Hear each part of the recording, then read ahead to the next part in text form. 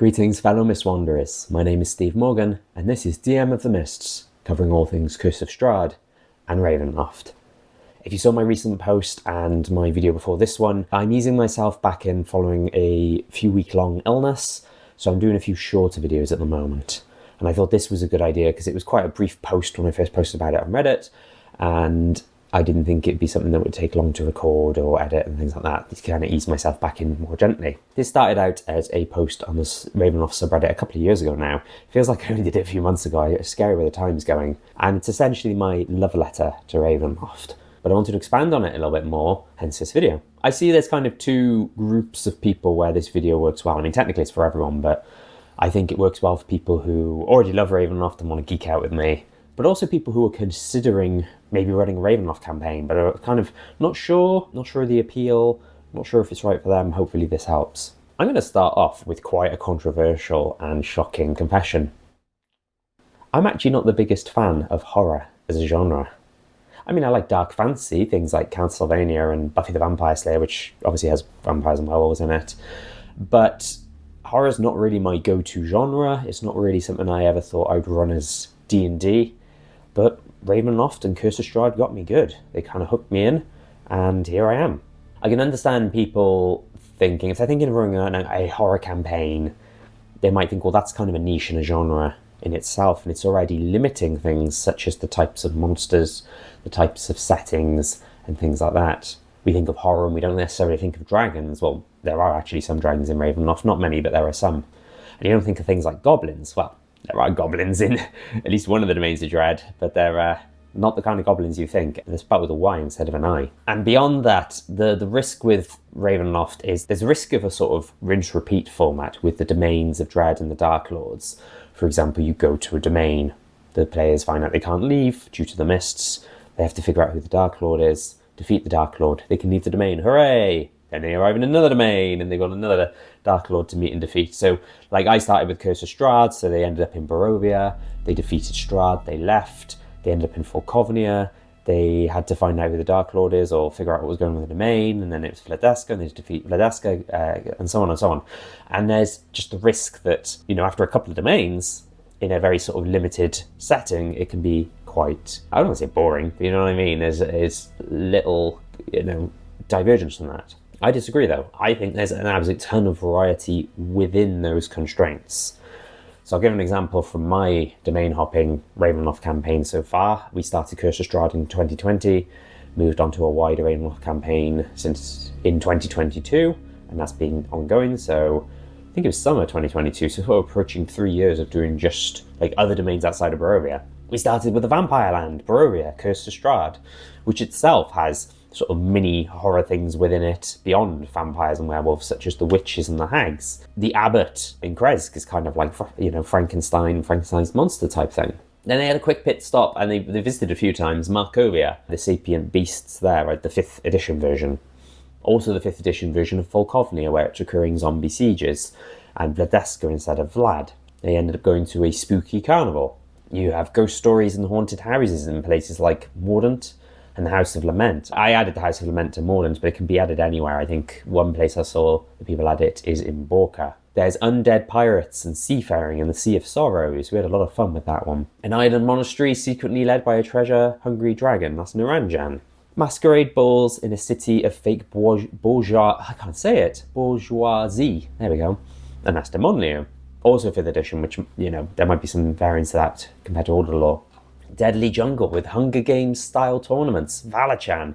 We had tons of fun doing Valachan. That was great. Tragic, Celtic, Druidic style ghost stories. Forlorn. And we're about to start Wild Magic, Wildness in Haslan.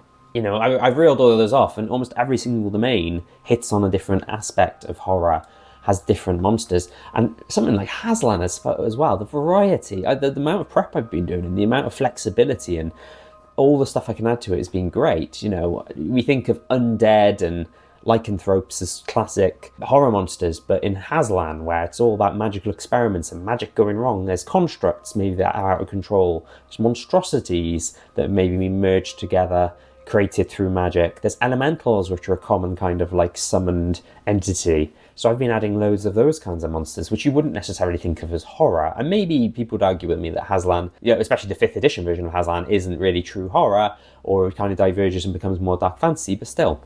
It also made me a fan of stuff I didn't think I would like.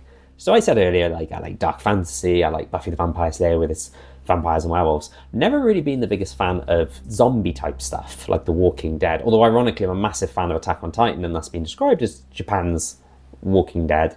But still.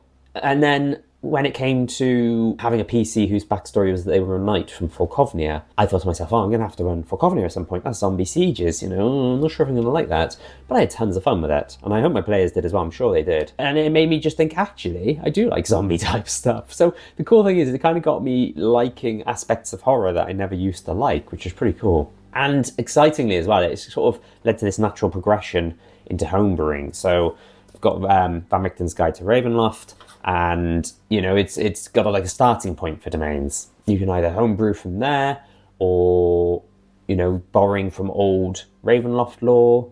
Sometimes it's just a case of I come up with my own adventure ideas. There's also adventure ideas in the book, but it's a case of finding a map, sticking some monsters on it, and jobs are good. And then, like I said, borrowing from older lore. Like for Forlorn, I borrowed heavily from Castles Forlorn, the older lore, 2nd edition, I believe. And then I also like to borrow from lots of other 5th edition stuff. So obviously I did Curse of Strahd and House of Lament from Van Richten's Guide. There's the Ravenloft Mist Hunter modules. But then even things like using Ghosts of Saltmarsh for the Sea of Sorrows.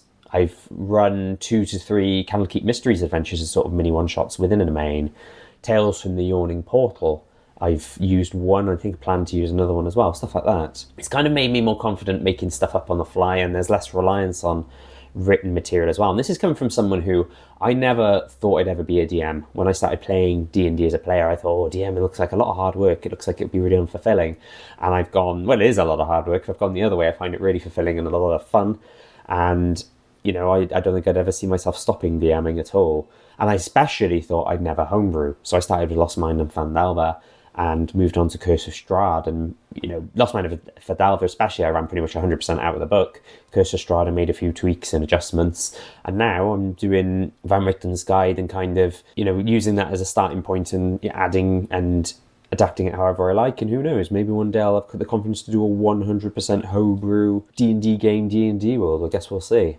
A lot of this is luck. I was very lucky in that Van Richten's Guide came out while I was in the middle of running Curse of Strahd, so naturally I got it because of Curse of Strahd and for additional ideas and inspiration.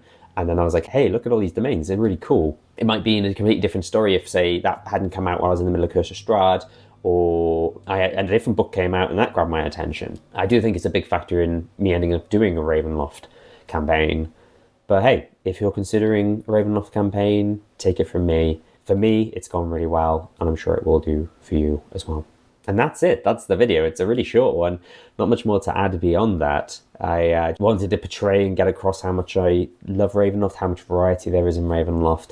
It's not as one note and one-dimensional as one might think. Upcoming Ravenloft videos, as I said, I'm going to try and do some shorter ones to kind of ease me back in. I think the next 2 I've got in mind are factions of Ravenloft. So the Forgotten Realms setting, you've got things like the Lord's Alliance, the Emerald Enclave, the Zhentarim. There's sort of factions in Ravenloft as well, so talk about those. And Warlock patrons of Ravenloft as well. So I've got a list of some potential Warlock patrons for if you've got characters who may have, a Darklord or someone else in Domains of Dread as a patron. Like one of my characters is a Paladin who's multiclassed into a few Warlock levels, and now their patron is a Darklord of the Domain of Dread, which I think is really cool. Unknowingly, they're going to find out when they go to the Shadowlands, which is hopefully after Hazlan.